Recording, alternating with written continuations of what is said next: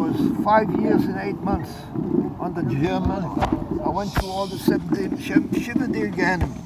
I was in the concentration camps, in the ghettos, and I was beating, I was starving, I was at the death march, in the death transport. You know what the death transport is? They put us in cattle trains. You know cattle trains? They put us in the cattle trains, they put in full, maybe 100 people or more, one on top of the other. They closed up the doors, we didn't know where we were going. We didn't know what's up. There was no light, there was nothing. There was no sanitation, nothing. We were there day and night, going for a period of time, we don't know how long. And a lot of people died there. A lot of people were sick, got sick. Well, you were all bunched up in a cattle train. This was almost at the end of the war. This was not. After I went through 5 years and almost 6 months. This was at the end, 6-7 months. This was at the end of the war. I was in the cattle train. They took us on the cattle train they took us to nowhere. We didn't know where we were going. And finally, they opened up the cattle train one day. 2 American soldiers came, and they told us, "You're free, you're free." We don't know what free is. We don't know what anything is. And they brought the ambulances. They took the sick people out. There were dead people there. The dead people, and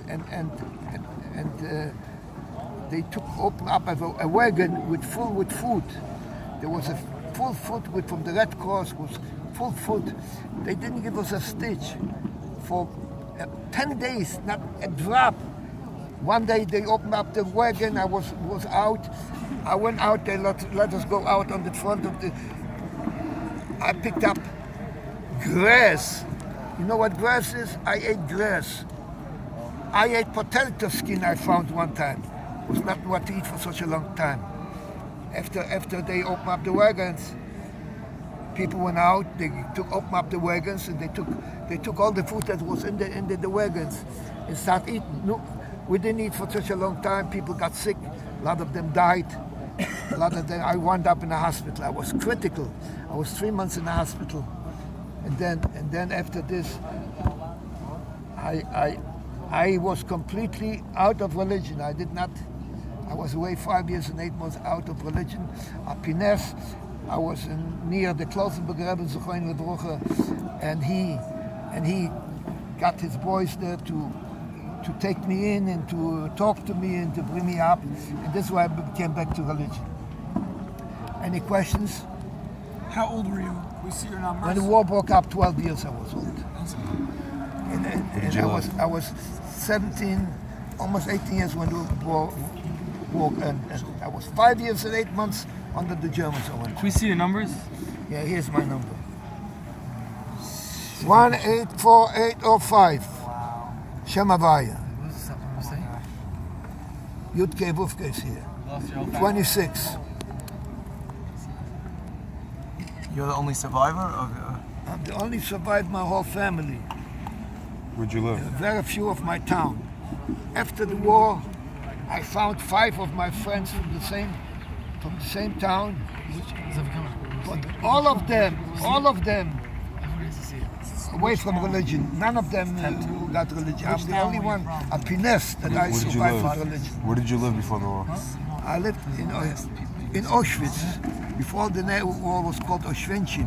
I lived about a kilometer away from the camps before the war. Then they sent us away to ghettos. How old were you? 12 years when the war broke out. Did you ever feel like one day it's done and that there's no point in fighting longer? Good question. We have absolutely nothing in our mind that will ever liberate it. Our only I don't want to say lahavdil, but our piece of bread was that what it was. Was so, bread was so, food was so, we were starved, it's not a week or 2 days, it's months, it's years. We were so we got every day half a bread. This was, like today, I don't know what you would call it. People were dying from starvation, after working hard every day, all day, and beating a lot of people. They were hanging they hung a lot of people on the gallows. A lot of people were beaten to death. It's a whole story. It's plenty to tell. Okay, Rabbi, say anything else? Here, bracha. Okay. Weißt du, was heißt, sind sie stark? Sam toy dun bekot nachs in sheva git panosse gef Amen. Yeah, do bracha, everyone. Everyone go individually. Go individually. Some Rebbe said it's too malachim. Some Rebbe said when he left Eretz Yisrael, he said if you find a person who has numbers on his arm and he's still from, you should take a bracha from him. The Rebbe said that's Satmar, but when the Satmar... It's too malachim. I knew the Satmar Rebbe when he came into America. It was just a few people were with him there. I was sitting there with the Shabbos by the table. It was maybe 5-6 people, 10 people there. A boy said, Locha for everybody. Amen. Thank you. Everybody's of Nachas in the whole family. Amen. Nachas.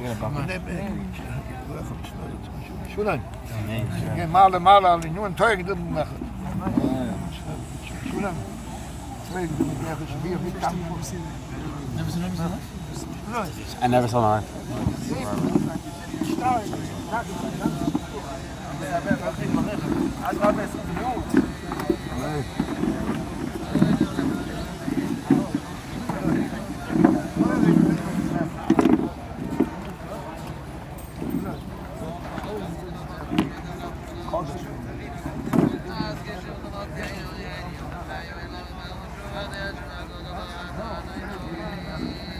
years.